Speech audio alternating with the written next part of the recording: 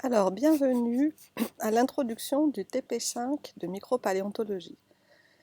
Je ne sais pas si vous aurez la possibilité de regarder toutes ces choses en réalité, mais on va au moins prendre le temps de présenter tout ce que vous auriez pu voir.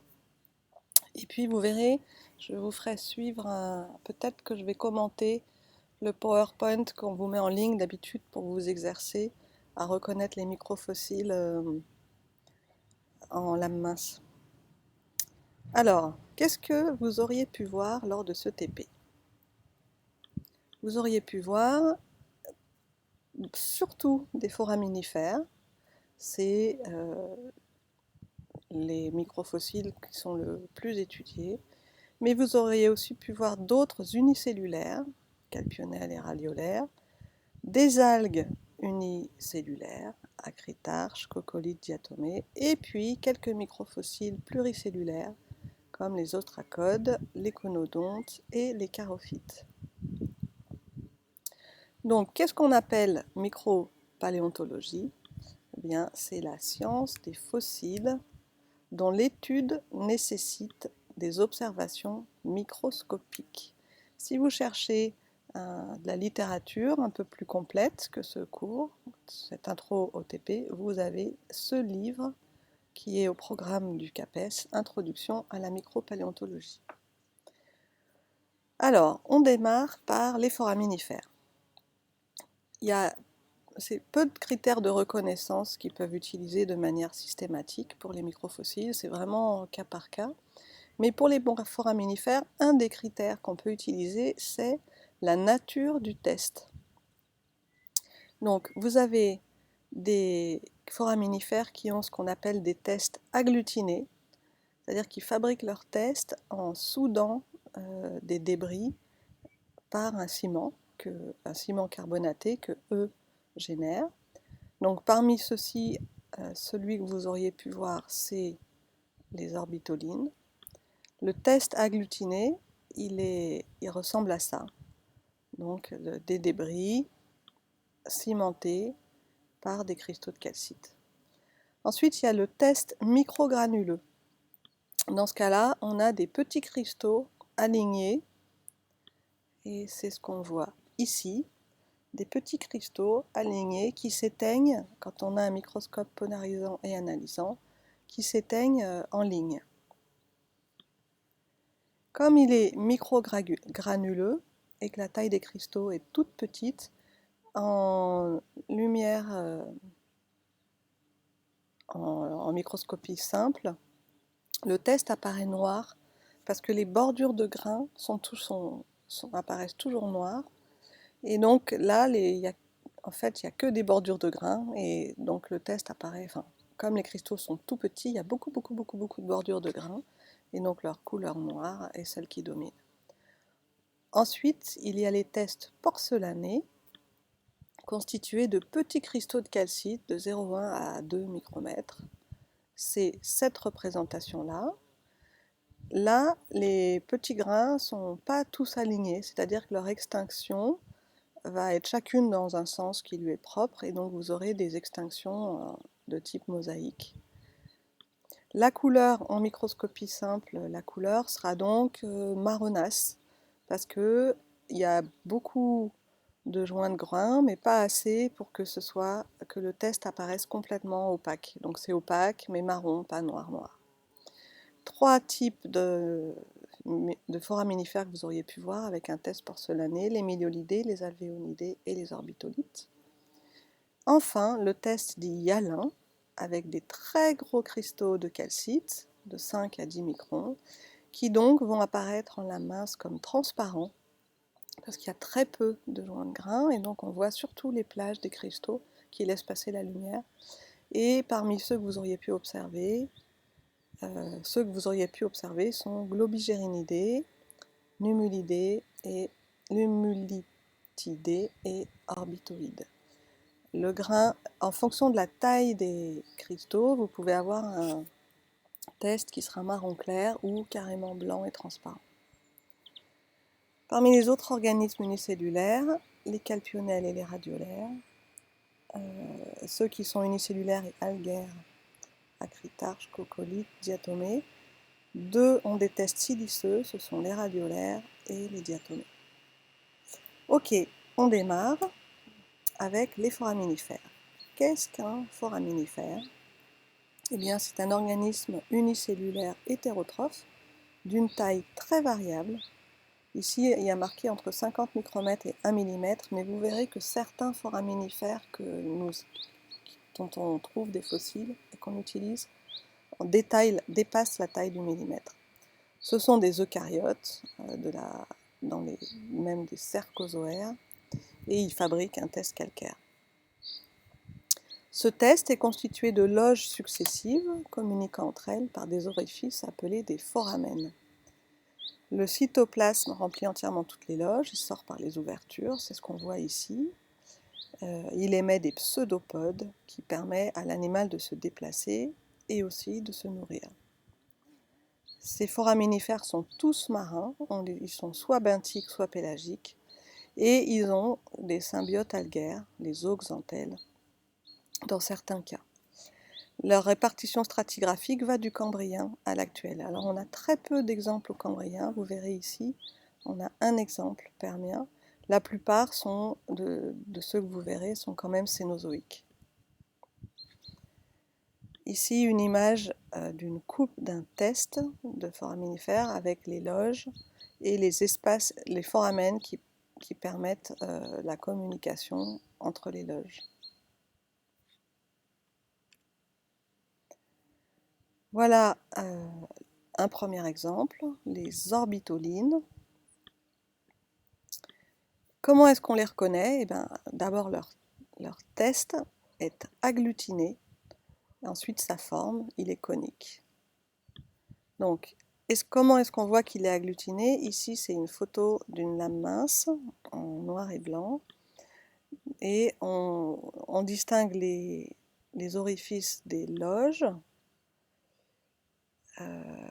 et on ne voit pas bien qu'il est agglutiné ici, mais on le verra peut-être sur certaines photos de l'autre PowerPoint. Vous voyez que la taille est assez importante, ils vont de 2 à 4 mm. Ici, donc la taille, en gardant en tête que la taille va de 2 à 4 mm, ici, un échantillon macro avec des fossiles d'orbitolines, et en fait, on les appelle aussi, ils ont une forme, ces orbitolines, de chapeau chinois, avec les stries, on a cette impression de stries comme ça, qu'on voit très bien ici. Ok, bon, en fonction, si vous avez ça en la main, en fonction des sections, vous verrez soit des choses qui ressemblent à ça, soit des choses qui peuvent ressembler à ça, soit... Donc c'est pas toujours évident de les reconnaître en section. L'idéal, c'est d'avoir une section transversale qui passe par la pointe, ou presque la pointe du chapeau, où on voit les loges plus ou moins triangulaires. Ah, j'ai oublié de vous dire, donc le milieu de vie, il est benthique et récifal. C'est le cas de presque tous les gros foraminifères. Les gros sont benthiques, ils sont trop lourds pour flotter, et très souvent récifaux. L'extension de l'orbitoline, c'est Crétacé inférieur au Paléogène, donc ça dépasse le Cénozoïque, c'est aussi le Mésozoïque supérieur. Les cas suivants, c'est celui des fusulines,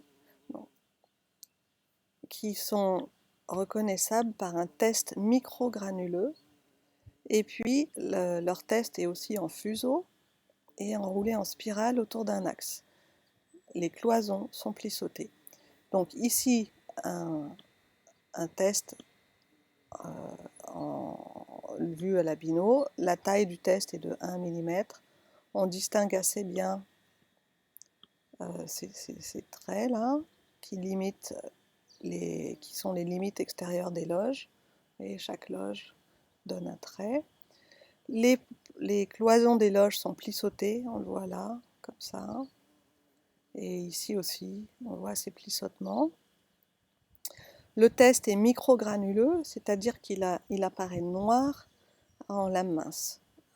Ici, sur cette lame mince, vous avez deux types de sections. Une section transversale qui correspond à cette section-là, où vous voyez bien les loges plissotées, on ne voit pas bien les foramen, et une section axiale qui correspond à cette section-là, où on voit aussi bien le plissotage. Pour les fusulines, leur intérêt, elles sont aussi grosses, donc aussi benthiques et récifales, et c'est le seul exemple de foraminifère que vous verrez qui date du Paléozoïque et qui s'étend du Carbonifère au Permien. On trouve ensuite les milioles. Donc la taille d'un test de miliole, je suis en train de réaliser qu'il n'y a pas la taille ici. La taille est assez petite. On doit être autour de 0,5 mm à peu près. Voilà une image prise au MEB, je pense. On voit bien les différentes loges, une là, une là, une là. Ici c'est pareil, donc là c'est une miliole au microscope optique dans son milieu de vie, elle est vivante avec ses loges. Comment est-ce qu'on les reconnaît? En lame mince, ici j'ai pas d'image. Elles ont un test porcelané, donc elles seront ambrées. Et puis elles sont pelotonnées. C'est ces loges qui sont entourées les unes autour des autres, qui peuvent leur donner aussi parfois un aspect de pétales de rose. Quand on les a moi ça m'y fait penser, en lame mince, ça ressemble à des pétales de rose, d'un bouton de rose. Leur milieu de vie est benthique et côtier peu profond, et elles vont du Jurassique moyen à l'actuel. Alors, je ne vous demande pas de connaître la différence entre toutes ces milioles, mais en fonction du nombre de loges de leur test, on a les pyrgos qui peuvent avoir jusqu'à 4 loges, mais qui sont organisées de manière très symétrique, ou les trilots, qui sont organisés selon 3 axes, les loges qui s'organisent selon 3 axes, et les quinqueloculina, donc l'organisation des loges se fait selon 5 axes. Donc c'est pas le nombre de loges, mais c'est les axes selon lesquels les loges s'organisent. Celles qui ressemblent à une rose sont plutôt celle-ci et celle-ci quand on les a en section. L'alvéoline, qui ressemble énormément par sa forme à la fusuline. Par contre, son test est porcelané, donc il est encore ambré, il est fusiforme, donc c'est en ça qu'il ressemble à la fusuline, et avec des loges enroulées autour d'un axe. Et l'axe d'enroulement, c'est celui-là. Par contre, ce qui permet de les distinguer assez facilement des fusulines, c'est que les cloisons, les loges sont séparées par en fait, les loges sont juste des petits espaces au milieu de grandes cloisons. Et il y a une régularité géométrique très importante qui n'est pas du tout présente dans les nummulites qui ont des cloisons entre les loges qui sont plissotées. Donc les septes, les cloisons sont des septes, les septula des cloisonnettes, tout ça c'est épais, et les logettes forment des alvéoles. Encore un organisme assez gros, de la taille du millimètre, avec une vie benthique récifale et une répartition stratigraphique du Crétacé sup à l'actuel. On passe maintenant aux orbitolithes. Encore un test porcelané, donc il y aura une couleur ambrée. Par contre, les loges sont organisées de manière concentrique et en arc, en partant d'une loge centrale. Elles se répartissent de part et d'autre de la loge centrale en cercle, et avec près de la loge une épaisseur assez faible, et puis ça devient de plus en plus épais en s'éloignant de la loge, Quand la muraille casse, on distingue les loges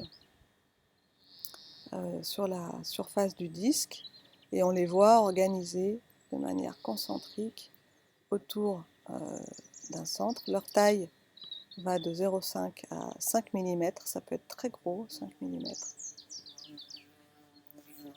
Voilà. Les orbitoïdes, là on passe dans des tests hyalins, donc qui apparaîtront ambrés très clairs ou transparents en lame mince. Leur forme est biconvexe, hop, hop, avec un alignement des loges sur le plan équatorial. Donc on voit très bien sur ce plan équatorial une série de loges spécifiques. Et puis on voit apparaître des piliers au-dessus des loges du plan de l'équateur. Le milieu de vie est benthique récifal et là encore l'extension c'est du Crétacé sup, ça s'arrête à l'Éocène pour les orbitoïdes.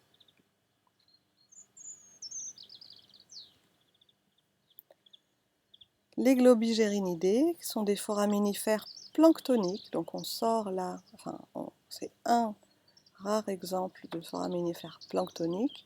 Leur test est très mince et il est hyalin et globuleux, comme ceci.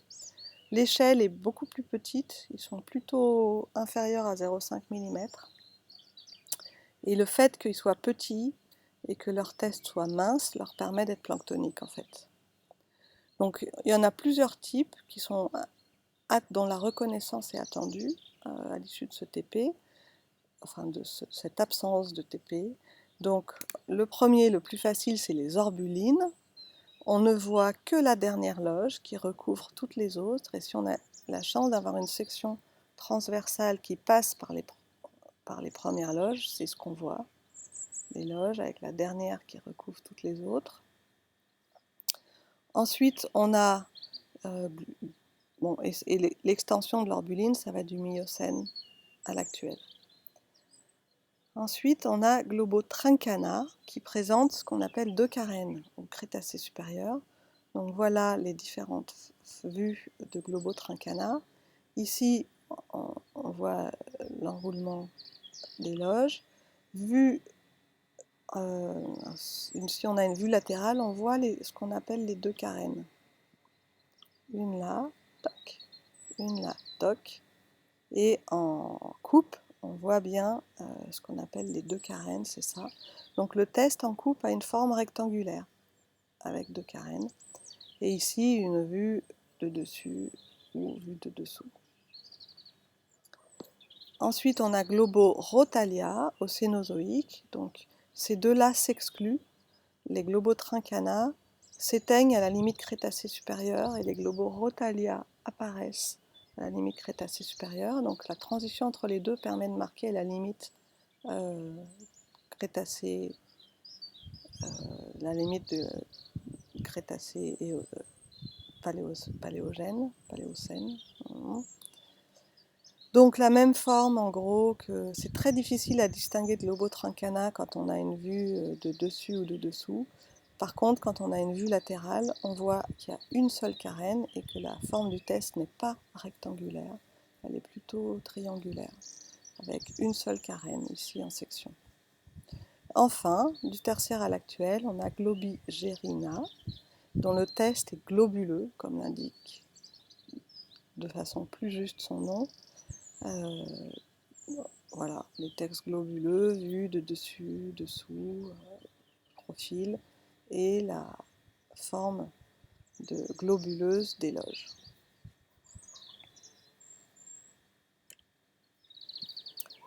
Ensuite, on passe aux numulites, qui sont très grosses. Les numulis peuvent être les plus grosses, elles peuvent aller de 2 mm à 2 cm. Elles sont accumulées parfois dans de telles quantités qu'elles forment en elles-mêmes des roches. C'est ce qu'on appelle les pierres à liard, que vous avez déjà vu, il me semble. Le test est hyalin, donc il sera translucide en lame mince. Lenticulaire, ça ressemble à une lentille, effectivement, en plus gros. On y trouve des piliers, Comme pour, on va y revenir, donc des piliers, c'est ça les piliers. Les piliers sont là. Comme pour l'orbitoïde, qui a aussi des piliers. Sauf que l'orbitolide a aussi un texte hyalin, mais la forme des loges est très différente. Donc les loges ne sont pas alignées selon un plan équatorial, mais vous voyez, elles sont emboîtées les unes dans les autres comme des poupées russes à partir d'une loge centrale pour la numulite. Voilà de quoi ça a l'air en lame mince. Ici des vues 3D et ici une vue découpée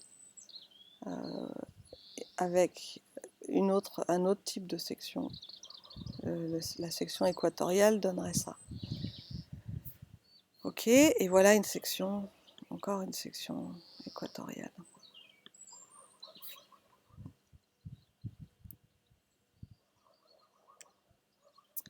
On sort des foraminifères et on rentre dans d'autres unicellulaires. Ça, c'est les calpionelles, qui sont des organismes unicellulaires qui ont des tests assez petits, de 50 à 100 microns. Le test est calcaire et on l'appelle lorica. Le test a une forme de vase. On ne trouve ces fossiles que dans des calcaires fins de faciès pélagiques. Donc ces micro-organismes sont pélagiques. Voilà la forme de ces vases. Et en lame mince, ce que vous en verrez, c'est des sections. Alors si vous avez de la chance que ce soit dans ce sens-là, les sections parallèles à l'axe, vous verrez la forme de vase. Et si vous avez des sections transversales, vous verrez plutôt des ronds. Alors les ronds ne vous permettent pas forcément d'identifier quoi que ce soit, mais si vous avez quelques sections dans ce sens-là, comme ceci, vous pourrez identifier la forme de vase des calpionelles. Le test est très fin. Donc ils sont toujours pélagiques. La répartition, ça va du Jurassique au Crétacé. Ce sont pour cette période de très bons fossiles stratigraphiques. Et on voit ici que ces différentes formes s'étendent effectivement du Jurassique supérieur jusque dans le Crétacé. Vous n'avez pas à savoir les identifier, les discriminer les uns des autres, juste savoir que la forme du vase est ce qui est utilisé pour les discriminer. Les radiolaires, donc les radiolaires, c'est un des deux microfossiles qui ont un test en silice. La taille est aussi d'à peu près 50 à 100 micromètres, comme pour les calpionelles. C'est un organisme unicellulaire hétérotrophe, eucaryote actinopode. Parfois, on les trouve en accumulation tellement importante qu'ils peuvent former à eux seuls des roches qu'on appelle des radiolarites. Vous auriez pu voir une lame mince de radiolarite si on avait eu la possibilité de vous les montrer. Leur répartition stratigraphique va du Cambrien à l'actuel et ce sont des très bons fossiles stratigraphiques pour ces périodes. Dont on n'a pas encore tout déchiffré, mais ce sont des bons fossiles stratigraphiques. Ici, quelques images au MEB de ce que peuvent être des formes que peuvent prendre ces radiolaires. Ici, ce sont des radiolaires sphériques. Il y en a de toutes les formes, on en verra d'autres formes. On peut voir ici des pointes qui dépassent, mais aussi ce test avec des formes de dentelle.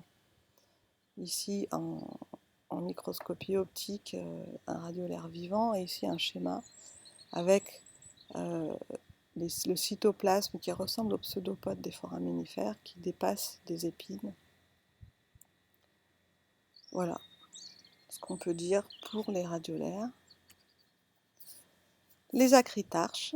Alors l'acritarche est probablement le kyste d'une algue unicellulaire. On n'est pas encore complètement sûr que ce soit une algue, mais en tout cas que ce soit un kyste ou une forme de résistance, on en est presque sûr. Le test est donc en molécules organiques, quelque chose de très très proche de la sporopollénine, qui est la même chose que ce qui permet de faire les spores et pollens. La taille va de 20 à 200 micromètres. Ils sont planctoniques et on les trouve du Précambrien au Carbonifère. C'est le seul fossile stratigraphique que l'on connaisse au Précambrien. Et puis on en retrouve du Jurassique à l'actuel, où on leur donne pas le nom d'acritarche alors, mais plutôt de dinokystes. Voilà un exemple de ce que ça peut être. Ça ressemble beaucoup aux spores et pollen. Les coccolithophoridés, ceux-là vous les connaissez, on en a déjà parlé. Donc organismes unicellulaires autotrophes, eucaryotes, aptophytes, qui fabriquent un squelette calcaire appelé cocosphère, qui est lui-même constitué de plusieurs coccolithes. Donc vous avez l'image ici. Chaque plaque ronde est un coccolithe et l'assemblage de toutes ces plaques est une cocosphère. La taille totale, c'est tout petit, ce sont les microfossiles les plus petits que nous pourrions vous proposer. Donc chaque plaque faisant autour de 1 micromètre.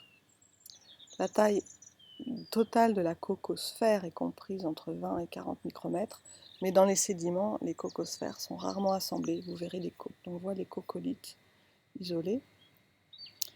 De par leur toute petite taille, ils rentrent dans la catégorie des nanofossiles. En fait, les acritarches sont à la limite, ils sont autour de 100 microns, mais là on est à la limite, en dessous de 50 microns, on rentre dans la catégorie des nanofossiles. On les trouve surtout dans les eaux marines, eau chaude et tempérée, parfois en quantité tellement importante qu'ils constituent à eux seuls des roches qu'on appelle la craie. Leur répartition stratigraphique va du Trias à l'actuel, mais en France on les trouve surtout au Crétacé, avec par exemple ces falaises d'Étretat qui sont constituées uniquement de craie.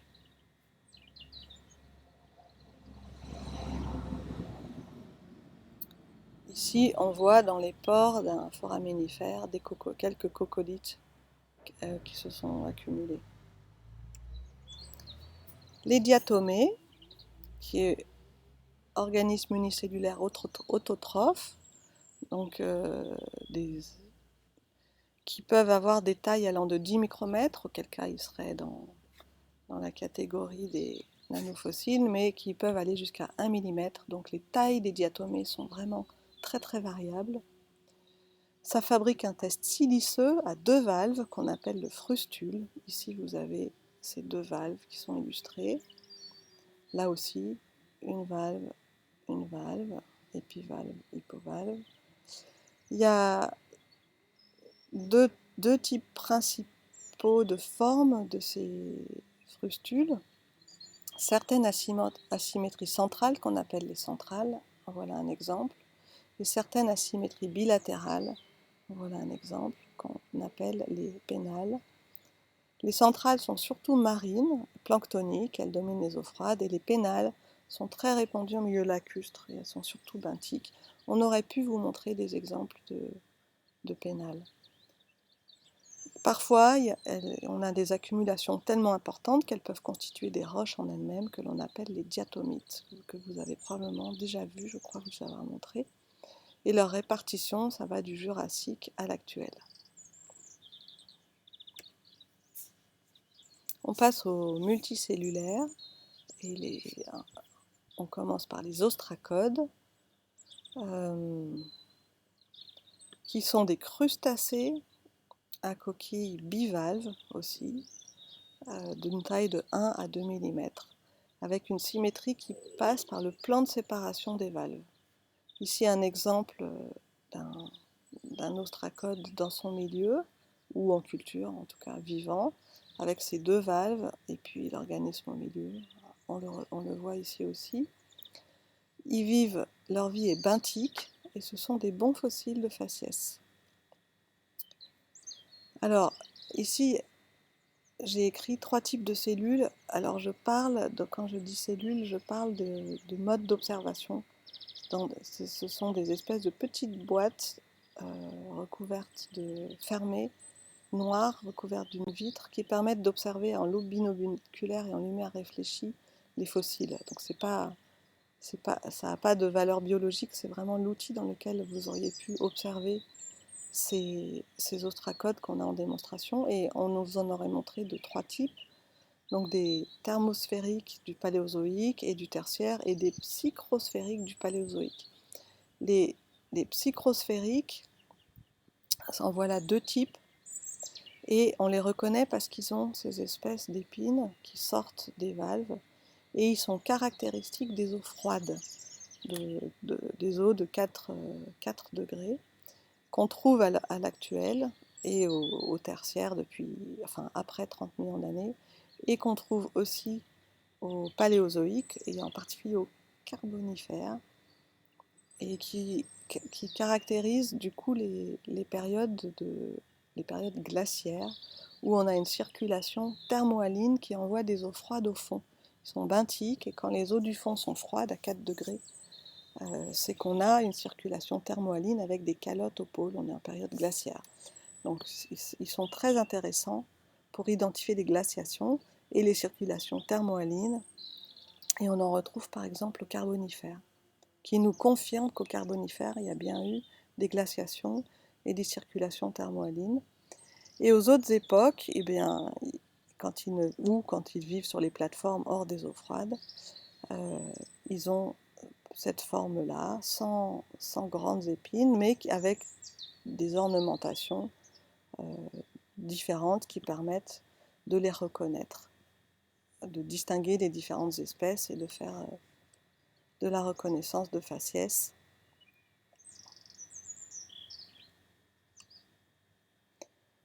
On passe maintenant aux conodontes. Donc les conodontes, ce sont des... On n'est pas sûr de ce que c'est, mais ce qu'on pense à partir de fossiles au corps mou, c'est que ce sont des pièces buccales d'organismes vermiformes. Et leur matière, c'est du phosphate de calcium. Un phosphate de calcium, ça peut être de l'apatite, comme les dents chez nous par exemple. Leurs tailles vont de 0,1 à 1 mm. Voilà plusieurs exemples de ces appendices. Ici, ils sont assemblés dans la position que l'on pense avoir été la position du vivant de ce conodonte, de cet organisme-là. Et le conodonte, c'est le nom de ces pièces buccales. L'organisme, ce serait un promissome. L'extension stratigraphique va du Cambrien sup à la fin du Trias. Donc c'est des très bons fossiles microfossiles pour le Paléozoïque. Et on les trouve dans les milieux marins de type plateforme continentale. Vous n'auriez pas pu en observer, nous n'en avons pas à la collection. On passe maintenant aux charophytes, qui sont des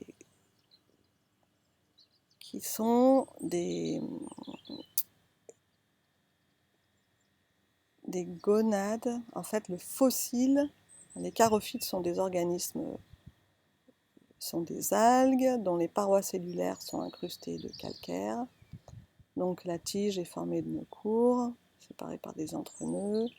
Mais en fait, ce qu'on retrouve dans le registre fossile, c'est l'organe reproducteur femelle, appelé aussi l'oogone, qui est entouré d'une enveloppe faite de 5 cellules spiralées, 1, 2, 3, 4, 5, qui s'entourent en spirale autour de l'oogone et qui sont incrustées de calcaire.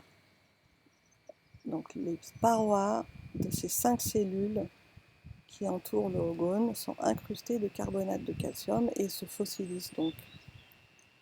On en voit ici une section transversale, mais on peut avoir des sections équatoriales de ces cellules enroulées de l'oogone. La taille est assez grande, 1 mm. Ce sont des algues qui vivent en eau douce et saumâtre, du Silurien à l'actuel. Voilà, on a fini pour tout, et vous auriez pu en voir une même masse. Donc on a fini pour le petit topo introductif avant l'observation de ces microfossiles. Le TP se serait déroulé de la manière suivante. Nous aurions disposé des lames minces, des cellules et des échantillons macro. pour chacun de ces microfossiles dans des postes où pour les observer, vous auriez eu donc vos yeux, des loupes binoculaires et des microscopes. On aurait disposé ces choses-là sans mettre les noms, et vous auriez dû, à partir du poly qui correspond à ce que je viens de vous présenter, reconnaître ce que vous observiez, savoir à quoi ça correspond. Pour l'examen, ce que j'attends, c'est cette reconnaissance. Si je vous montre une photo, j'attends que vous sachiez reconnaître ces microfossiles et que vous sachiez me dire dans quel milieu de vie et quelle est son extension stratigraphique. Voilà, bon travail les étudiants, je finis cette vidéo.